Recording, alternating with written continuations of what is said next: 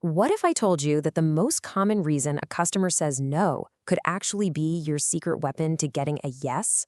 Today, we're going to break down a really powerful technique that does exactly that. So if you've ever had to convince anyone of anything, you're going to want to stick around for this. Okay, just imagine this. You are in the zone. You are absolutely nailing a crucial pitch. The energy's great. You've got a good rapport going. They're nodding along. And then, bam. They drop that one phrase that gives you that sinking feeling in your gut, the one that can derail everything. So, what's your next move?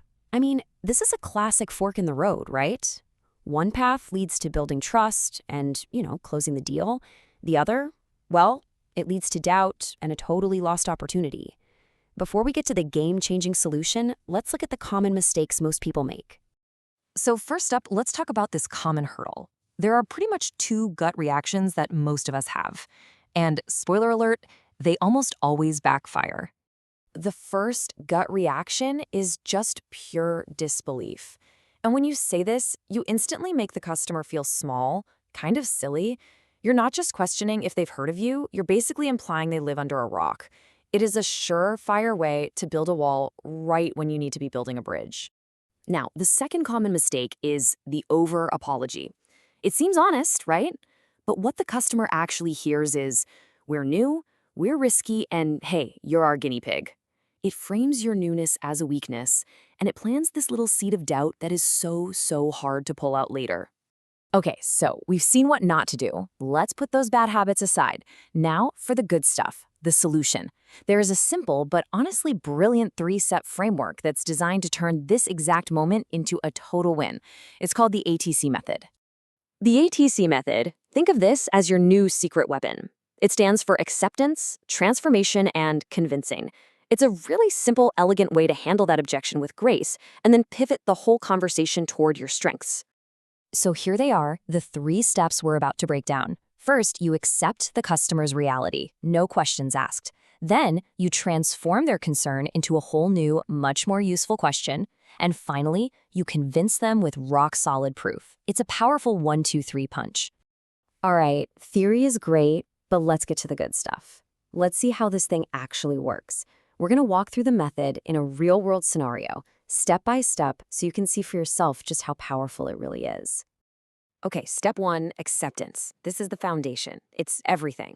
Before you do anything else, you have to meet them where they are. Don't push back, don't argue, just acknowledge their reality calmly and professionally.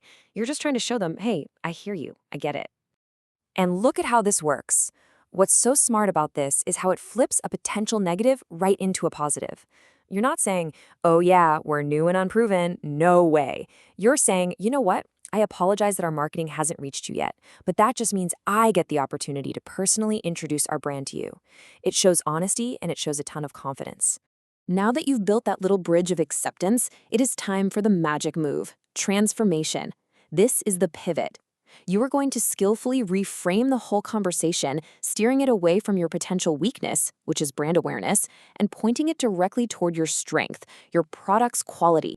And this line is just brilliant. You're basically reading their mind. You're saying, I know what you're really asking. You're not just asking about our name. You're asking if you can trust our product. This shows real empathy, and just like that, you're back in control of the narrative. So you've accepted their reality and you've transformed the question. Now it's time for the final step, convincing. This is where you deliver the knockout punch by providing solid, undeniable proof that answers the new question you just framed. And there's the clincher. You're not talking about your brand name anymore. You're talking about quality. And you're not just making claims, you're providing cold, hard evidence. You shift from telling them you're great to showing them, and that is how you build real trust. And your proof can come in all sorts of forms. Feedback from current users and testimonials are absolute gold. Media coverage or an endorsement from someone they respect, even better. You could even just break down the high-quality materials you use. The key, though, is you've got to have this evidence ready to go. And really, that's it. That's the ATC method in action. You now have the blueprint. So let's do a super quick recap to lock it all in so you can start mastering this in your own conversations.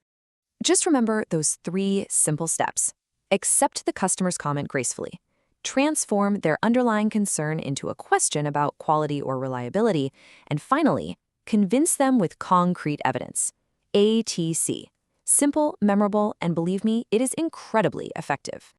When you boil it all down, this method is all about transformation. It empowers you to take that awkward moment of doubt and turn it into your own personal stage, a chance to showcase your strengths, prove your value, and build a genuine connection that's based on trust.